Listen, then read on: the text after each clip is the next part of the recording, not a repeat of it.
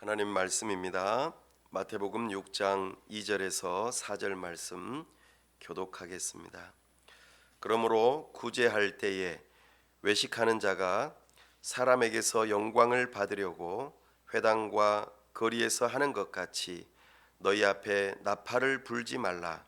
진실로 너희에게 이르노니 그들은 자기 상을 이미 받았느니라.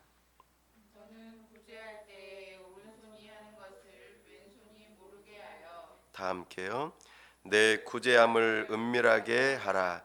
은밀한 중에 보시는 너의 아버지께서 갚으시리라. 아멘. 다 함께 기도하겠습니다. 하나님 아버지, 은혜와 사랑을 감사합니다. 복되고 거룩한 주일 하나님 앞에 나아왔습니다. 이 시간 우리와 함께하여 주옵소서. 영광 가운데 임재하셔서 우리에게 하나님의 말씀을 들려주시고 주님의 영광을 볼 수 있도록 은혜 베풀어 주시옵소서. 참으로 이 교회를 통하여 주님의 복음이 증거되게 하시고 이곳 지역에 주님의 사랑을 실천하며 하나님 나라를 이루어가는 일에 우리를 사용하여 주시옵소서. 하나님께서 이 땅 위에 세우신 위정자들 위해 하나님을 경외하는 마음을 주시고 참으로 하나님을 경외하는 마음으로 법을 세우고 집행하고 잘 다스릴 수 있도록 은혜를 더하여 주시옵소서. 우리 선교사님들 붙들어 주시고 성령으로 충만케 하시며 저들의 가정을 지켜 보호하여 주시옵소서. 이 시간 우리 아버지 하나님께서 영광 홀로 받아주시기를 원하옵고 우리 주 예수 그리스도의 이름으로 기도하옵나이다. 아멘. 오늘은 복음 중심 삶과 공동체 13번째 시간으로 불우이웃을 돕는 사람들이라는 제목으로 주의 말씀을 선포합니다. 제가 어렸을 때 학교 다닐 때 학교에서 이맘때쯤 되면은 나오는 하나의 중요한 통지표가 있었습니다. 그것은 불우이웃 돕기 성금을 내라는 것이었죠. 저는 그것을 들고 이제 부모님께 가지고 가면 그때마다 부모님께서는 야, 이 녀석아, 우리가 불우이웃이다. 우리가 누구를 돕냐? 도움 받아야지. 이러면서 호통을 치셨습니다. 그때 저는 마음속에 우리가 불이웃이구나 이렇게 생각을 했죠. 그러면서도 한편으로는 다른 애들은 다 성금을 가지고 올 텐데 나만 또 안 들고 가면 어떡하지? 그러면서 슬펐던 기억들이 있었습니다. 우리가 누군가를 돕는다는 것, 이것에 대해서 생각해 볼 수 있는 계절이기도 합니다. 특별히 성경에서는 여기 성경의 인물들 가운데 서기관과 바리새인들, 이 유대인들은 굉장히 중요하게 여기는 인물 가운데 한 사람이 있습니다. 바로 아브라함입니다. 아브라함은 그의 아들 독자 이삭을 하나님께 바치는 엄청난 순종을 통하여서 굉장히 위대한 인물로 그렇게 여겨집니다. 사실 이스라엘 나라의 어떻게 보면은 시조라고 볼 수 있기 때문에 굉장히 중요한 인물로 치죠. 그래서 그가 헌신적으로 자기 자신의 아들을 내어놓을 정도로 하나님을 섬겼다는 것 때문에 자랑스러워하고 그 정도로 우리가 하나님을 섬기면 인정받을 수 있다고 생각을 했습니다. 그러나 하나님께서는 착한 일, 선행을 통하여서 구원받지는 못한다 이렇게 표현하십니다. 우리가 착한 일을 많이 하면은 그 덕을 쌓아서 공덕으로 인하여서 구원을 받을 수 있을 것이다 이렇게 생각하죠. 우리 보통 불교에서나 또 여러 다른 곳에서도 내가 덕을 쌓아야만 구원을 받는다. 그리고 착한 일, 그 일들이 점점 많이 쌓여가면은 내가 혹시라도 연옥에라도 들어가더라도 어느 순간에 우리 자손들이 덕을 많이 쌓으면 언젠가는 천국에 갈 수 있어, 이런 생각들을 하는 경우가 있습니다. 어떻게 보면 굉장히 인간적이죠. 내가 그 레벨을 많이 높이면, 게임에서도 그렇습니다만 레벨을 많이 높으면 높은 자리에 올라가서 최종적으로 승리를 얻는 것처럼 이 구원도 쟁취하는 것으로 생각합니다. 이것은 나 중심적인 생각이죠. 그러나 하나님께서는 우리가 선행을 하는 것, 그것으로 구원받을 수 있는 것이 아니라고 말씀하십니다. 그러면 어떻게 하면은 구원을 받을 수 있습니까? 우리가 하나님 나라에 들어가고 죄로부터 구원받을 수 있는 것, 다시 말해서 하나님의 그 죄에 대한 심판, 형벌로부터 구원받을 수 있는 유일한 근거는 우리를 대신하여 그 죄값을 치르신 예수님을 믿고 의지하는 그 마음 때문에 우리가 구원받는 것입니다. 이것이 성경에서 말하는 복음입니다. 그러면 목사님, 궁금한 게 생기네요. 그러면 착한 일을 할 필요가 없겠네요. 착한 일을 열심히 해도 구원받지 못한다고 하는데, 그러면은 오늘부터는 이제 제가 좀 악한 일을 하도록 하겠습니다. 이렇게 가면 어떻게 될까요? 예. 그러면 이제 좀 오해의 또 소지가 있겠죠. 우리가 예수님을 믿는 믿음으로 구원을 받으면 우리의 속사람이 새로워지기 때문에 우리는 착한 일을 하도록 부름을 받게 됩니다.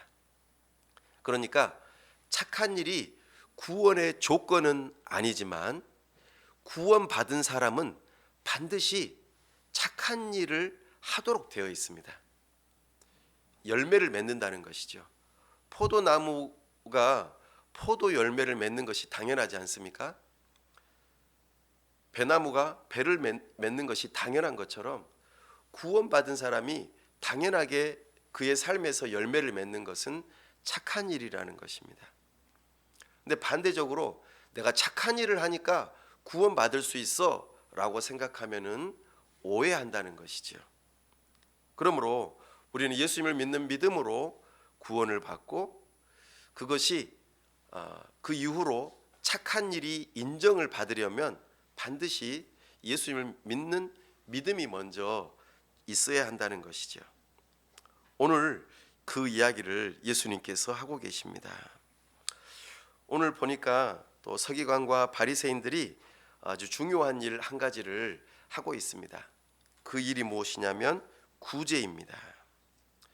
구제는 하나님의 백성이, 특별히 이 이스라엘 백성들을 향하여서 하나님께서 명령하시고 그 일을 의무적으로 실행해야 하는 일들 가운데 하나였습니다. 예수님께서는 이 일에 대해서 하지 말라고 하지 않으시고 해야 된다고 하시죠. 그러나 이 일을 어떻게 해야 될 것인지를 잘 알려주십니다. 특별히 이 구제는 구원의 조건은 아니지만 구원받은 자가 반드시 행해야 할 일이라는 것이죠. 그래서 지난주에 우리가 예수님께서 말씀해 주신 것처럼 너희가 의로운 모습을 보이는 것 세 가지가 있는데, 첫 번째 구제, 두 번째 기도, 세 번째 금식, 이 세 가지가 예수님을 따르는 제자의 아주 중요한 행동이라고 했습니다. 반드시 행해야 되는 것이죠. 그런데 어떻게 행해야 된다고 했습니까? 사람에게 보이지 않게 행동해야 된다라고 하셨어요. 이것에 대한 이야기를 오늘 하고 있습니다. 특별히 구제할 때에 이 구제라고 하는 것은 불우한 이웃, 불행에 처한 이웃을 돕는 행위를 구제라고 표현합니다. 다른 말로 자선이라고도 하죠. 착한 행실에 해당됩니다. 그래서 이 구제는 특징이 뭐냐면 그냥 거저 주는 거예요. 줄 때에 받을 생각을 하면은 안 되는 겁니다. 무료죠. 공짜입니다. 우리가 보통 정상적으로는 나의 노동력이나 시간을 들이고 뭔가 힘을 쓰면은 반드시 그에 합당한 대가를 받는 것이 우리가 살고 있는 이 세상이지 않습니까? 그래서 우리는 생계를 유지하고 경제 활동을 하기 위해서는 반드시 이런 행위들이 필요하죠.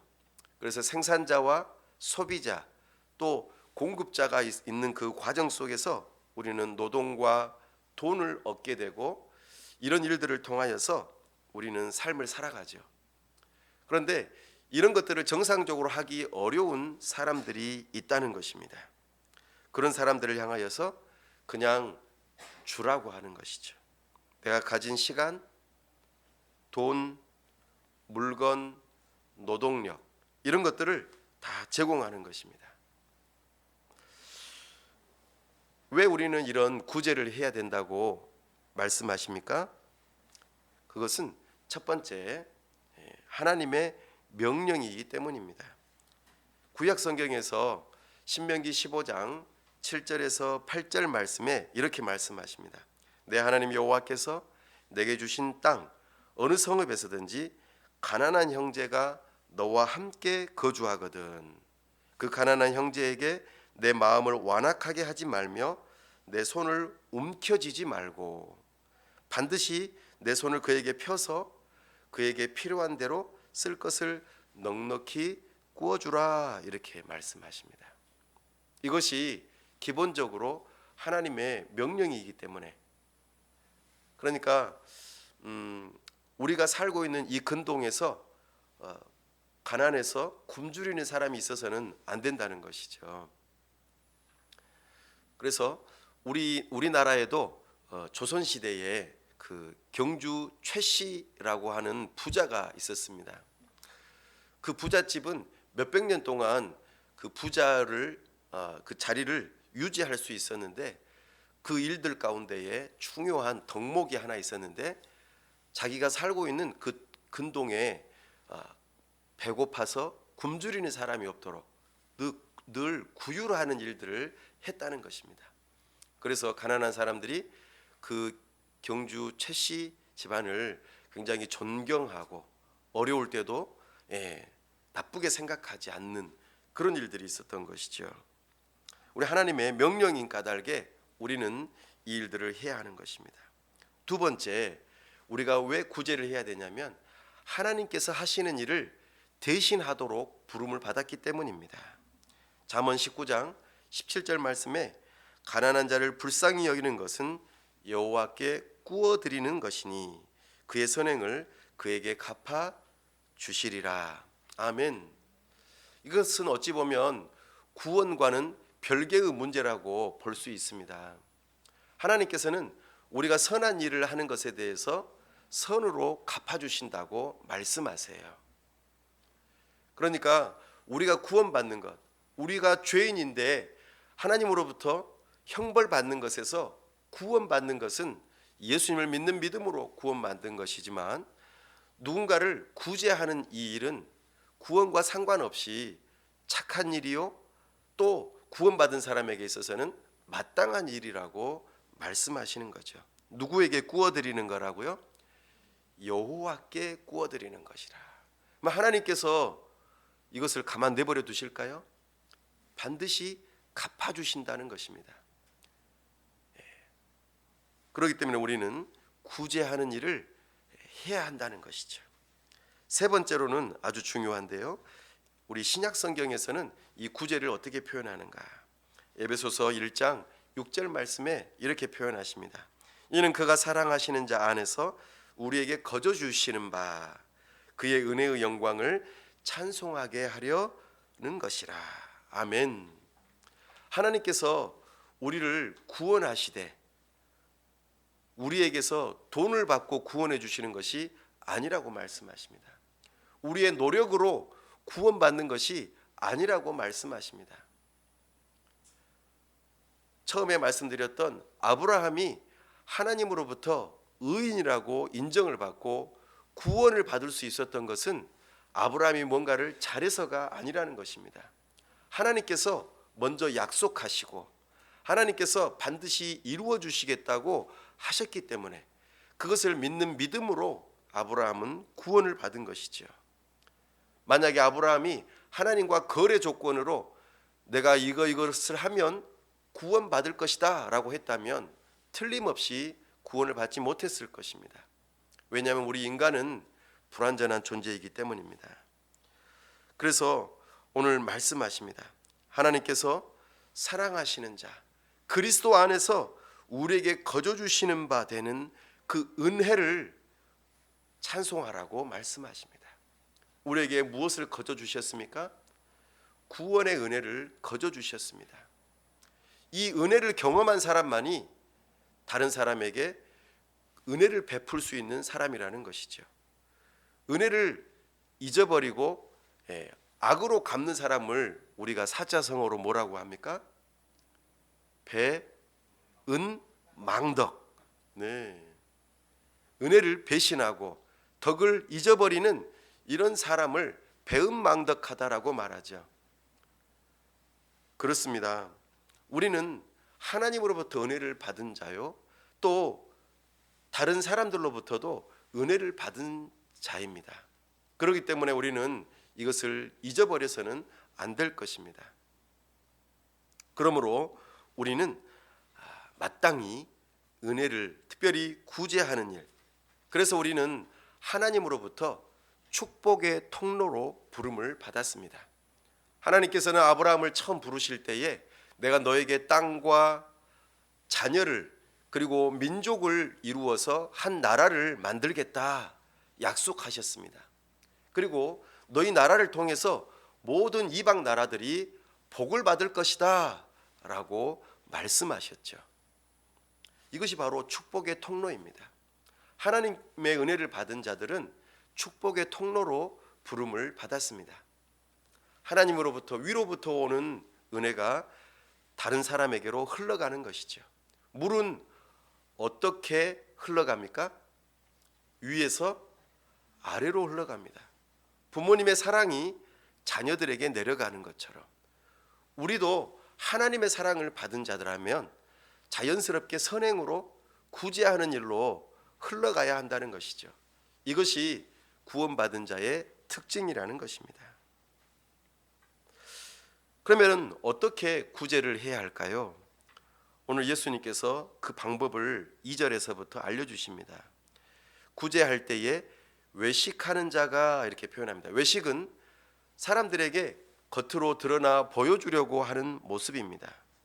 사람에게서 영광을 받으려고, 그러니까 누군가를 도와준다는 것을 대서특필하여서 신문에다가 내고 소식지에다 내고 인터넷에다가 올리고 이런 식으로 하는 것이 바로 외식하는 모습이라는 것이죠.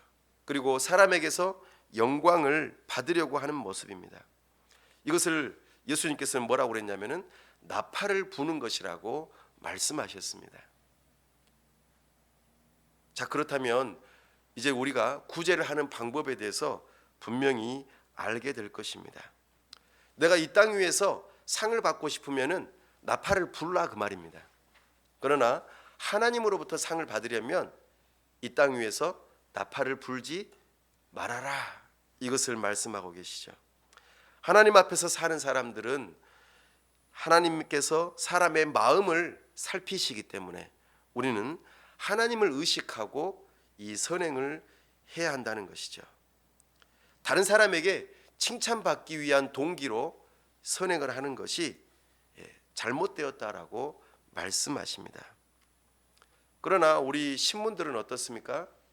연예인들이나 여러 유명한 사람들이 구제를 많이 하면은 많이 할수록 크게 홍보를 해주지 않습니까? 아, 저 사람 착한 일 했다, 몇 억을 기부했다.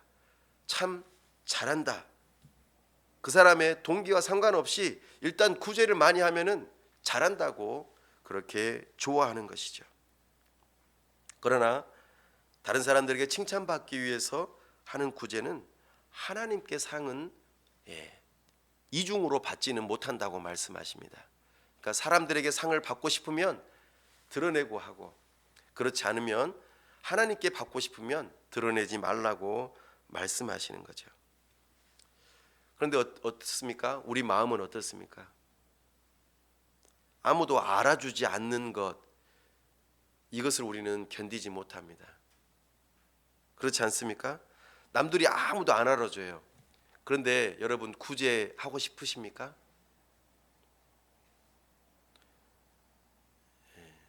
예수님께서 이것을 제일 싫어하시는 모습이라고 말씀하십니다. 예수님께서는 은밀하게 하라고 하십니다. 어느 정도로요? 3절 말씀에 이렇게 표현합니다. 너는 구제할 때에 오른손이 하는 것을 왼손이 모르게 하여. 오, 이건 엄청난 일이죠.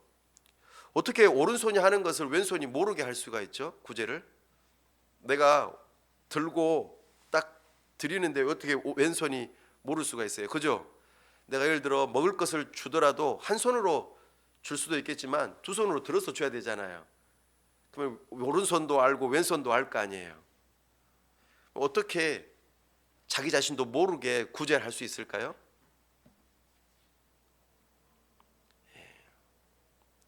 간단히 말하자면 구제를 위한 장부를 만들지 말라 그 말입니다. 일기에 기록하지 말래요. 야, 나 오늘 누구누구를 도와줬다.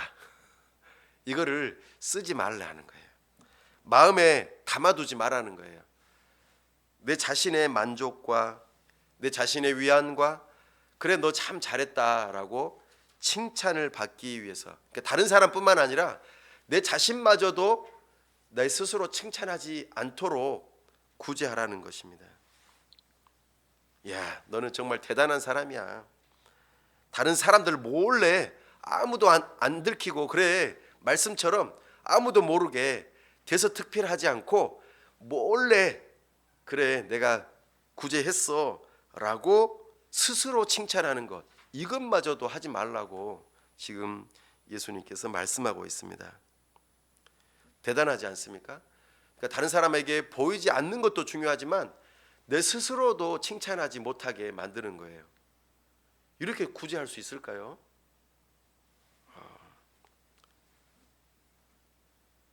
우리는 하나님으로부터 받은 은혜를 내 혼자만 가지고 있지 않고 다른 사람에게 자연스럽게 습관적으로 흘려보내면서 이거는 저의 의무입니다. 하나님께서 명령하셨기 때문에, 또 하나님으로부터 받은 것이기 때문에 마땅히 해야 합니다. 그리고 저는 하나님께 상을 받고 싶기 때문에 내 자신이나 다른 사람에게 알리고 싶지 않습니다 라고 할 정도로 구제를 해야 된다고 말씀하십니다. 그리고 하나님께서 주신 이 은혜를 하나님께 영광을 돌려드리는 이 일을 하라고 말씀하십니다. 사실 쉽지 않죠? 4절 말씀에 내 구제함을 은밀하게 하라. 내 자신과 다른 사람에게도 모르게 하라는 거예요. 내 자신도 칭찬하지 말고. 그러면은 은밀한 중에 보시는 너의 아버지께서 갚으시리라. 하나님을 아버지로 모시고 있는 사람들은 우리를 알고 칭찬해 주시는 것이죠. 그리고 우리에게 살아있는 동안에도 갚아주실 뿐만 아니라 나중에도 칭찬해 주신다고 말씀하세요. 그럼 제가 많은 것을 가지고 있지 않은데요, 괜찮아요. 우리 주님께서는 다른 사람에게 도와줄 때에 무엇 하나를 잊지 않고 기억하신다고 말씀하신지 아십니까? 냉수 한 그릇을 잊지 않고 기억하신대요. 정말 사소한 거죠. 물 한 그릇도 내어드리는 것, 이것마저도 하나님께서는 기억하고 계신다 말씀하십니다.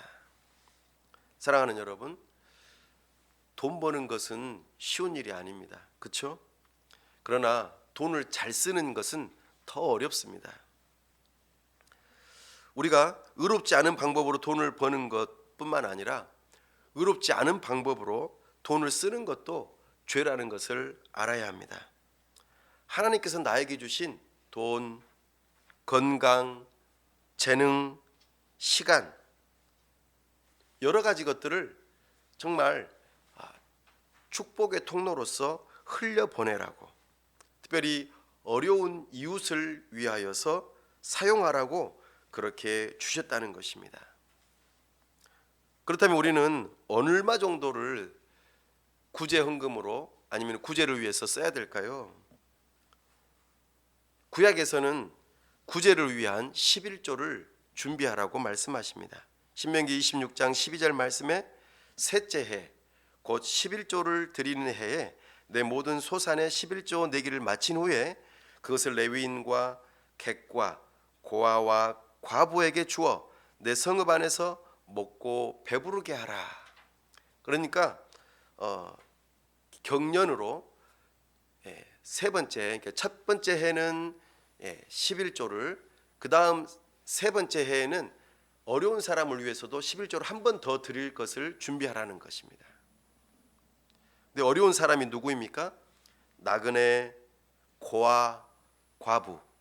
당시에 가장 열악하고 취약한 계층에 해당되는 사람들을 돌아보라고 말씀하십니다. 우리가 살고 있는 지역에서도 취약하다고 여겨지는 사람들을 돌아보는 것과 같은 것입니다. 에스더서 9장 22절 말씀에서는 이렇게 표현하고 있습니다.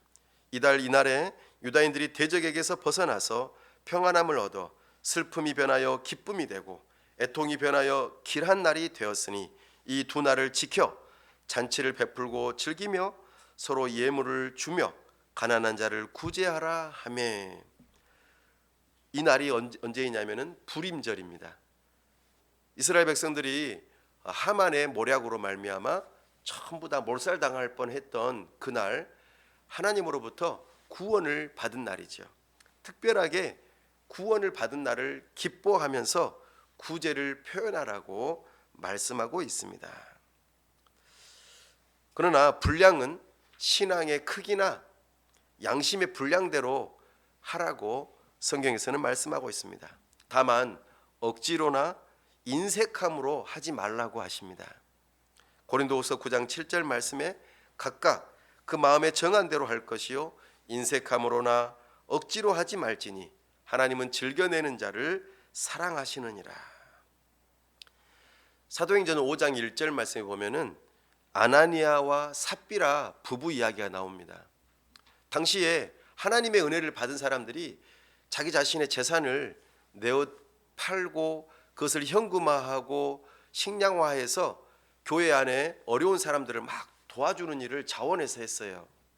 이런 분위기가 막 무르익으니까 아나니아와 삽비라 부부도 자기 자신이 구원받은 것처럼 보여주려고, 선행을 보여주려고 자기 자신의 재산을 팔아서 어려운 사람을 나누어 주겠다라고 했어요. 그런데 일부를 숨기는 거예요. 그러니까 진심으로 구제하는 것이 아닌 모습이 드러난 것이죠. 이 일로 인하여서 아나니아와 삽비라는 어떻게 됐습니까? 죽었어요. 아우, 너무 끔찍한 일이지 않습니까? 거짓으로 교회에 이와 같은 일들을 행하였을 때 하나님께서 교회의 거룩성을 지키기 위해서 엄청난 일들을 하셨다라는 것을 보게 됩니다. 또 교회에서 구제할 때에는 구제에 대한 이 헌금들을 균형 있게 또 지혜롭게 사용할 수 있도록 직분자를 한 명 세웁니다. 누굴까요? 집사님입니다. 교회에서의 집사님의 역할은 교회의 재정을 중요한 일에 우선순위를 정하고 그것들을 균형 있게 사용하도록 섬기는 일을, 그 일들을 정할 수 있도록 하게 하는 일에 부름을 받았습니다. 그러므로 우리는 그 일들을 교회 안에서 지혜롭게 할 필요가 있겠습니다. 이 구제에 대한 다양한 예들이 많이 나옵니다. 도르가와 고넬료, 이들은 하나님 앞에 구제하는 일을 했습니다. 도르가는 여자였고 고넬료는 이방인 로마 군인이었죠. 그러나 하나님을 경건하게 섬기면서 그의 삶 가운데 선한 열매들을 맺었던 모습을 보게 됩니다. 또한 이 구제하는 일은 성실하게 하라고 합니다. 도둑질하는 자는 도둑질을 멈추고 손수 힘을 써서 돈을 벌어서 구제하는 일을 하라고 합니다. 가진 사람을 것을 빼앗아 가지고 이것을 가난한 사람한테 줘야겠어, 내가 쓰지 않겠어 라고 하면서 했던 사람들을 의적이라고 말하죠. 홍길동이나 임꺽정, 이 사람들은 아주 탐관오리나 많이 가진 사람들, 부자들의 것을 빼앗아 가지고 가난한 사람들한테 나눠줬어요. 근데 이러지 말라고 하세요. 어찌 보면 그것이 마음에 통쾌한 것도 느껴질 수 있겠지만 이것은 올바른 일이 아닙니다. 우리는 내가 벌어서 그리고 힘을 모아서 함께 구제하는 일을 힘써야 할 것입니다. 사랑하는 여러분, 이제 연말이 되어가면서 우리 교회는 사실 가진 것이 많지 않지만 그럼에도 불구하고 예산을 세울 때 고려해야 할 항목이 하나 있다면 바로 이 구제입니다. 범위와 분량은 형편에 따라 정할 수 있겠지만 성실하게 또 균형 있게 할 수 있도록 그 일들을 감당해야 할 것입니다. 우리 교회 안에 이런 집사님이 세워져서 그 일들을 더 잘 감당할 수 있기를 원합니다. 특별히 우리가 살고 있는 이 지역 안에서 누구를 도울 수 있을지 눈을 열어주시고 또 만나게 하시고 그 가운데에 이 일들을 하나하나 실천해 나가면서 누구에게 알리지 않고요, 세상에 알리지 않고 우리 교회 자신에게도 스스로 감추면서 이 사명들을 감당하라고 오늘 부르셨습니다. 은밀하게 구제하는 일이 우리 하나님 앞에서 위대한 일이요, 우리 하나님께서 기뻐 받으시는 영광스러운 일임을 기억하고 그 일을 함께 섬기는 우리 모두가 될 수 있기를 간절히 바랍니다. 우리 시간 함께 기도하기를 원합니다. 하나님께서 우리를 구원하시는 일은 하나님의 은혜입니다. 예수 그리스도께서 우리의 죄값을 대신 치르시고 우리에게 값없이 참으로 그 구원을 허락하십니다. 그러므로 여기에 계신 분들, 이 예수님을 믿는 믿음으로 구원의 은혜를 받으실 수 있기를 바랍니다. 또한 이 구원의 은혜를 받은 사람들에게 반드시 나타나는 일 가운데 하나가 선행입니다. 착한 일을 통하여 나의 구원받음이 분명하게 드러나는 줄로 믿습니다. 그러나 이 선행은 하나님 앞에서 사람들에게 보이지 않고 심지어는 내 자신마저도 칭찬하려고 하지 않는 나의 선행이 잊어버린 바 되어지는 그와 같은 선행을 하라는 주님의 말씀을 따라 올 한 해를 돌아보시고 감사가 풍성한 삶이 되기를 바라고 나아가 내년에 하나님께 이 착한 일을 무엇을 할 수 있을까, 내가 어떻게 축복의 통로로 쓰임 받을 수 있을까 마음으로 생각하고 정할 수 있는 은혜가 있게 해달라고, 우리 교회 안에 이 구제하는 일을 통하여서 지역사회를 섬길 수 있는 귀한 집사님들이 세워지는 역사가 있게 해달라고 시간 다 같이 함께 합심해서 기도합시다. 아버지 하나님, 은혜와 사랑을 감사합니다.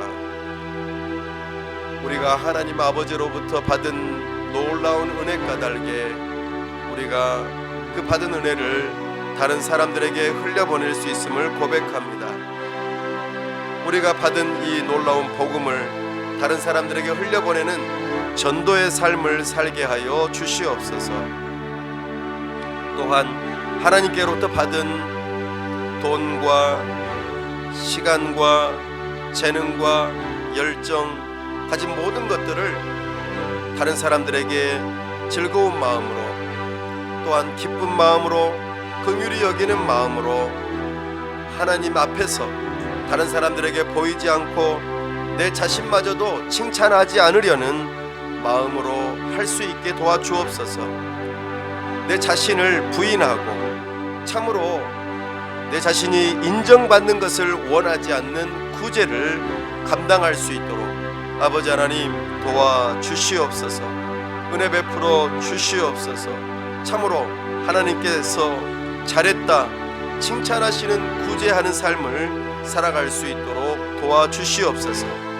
나아가 참으로 우리가 올 한 해를 돌아보며 하나님 앞에 받은 것들에 대하여 감사하고 내년에 어떻게 하면은 이 구제를 잘할 수 있을지 마음에 품고 생각할 때에 이 지역사회를 떠올려 볼 수 있게 도와주시고 내가 아는 사람을 떠올려 볼 수 있게 도와주시고 우리 주님께서 기뻐하시는 일들을 잘 감당할 수 있도록 도와주시옵소서.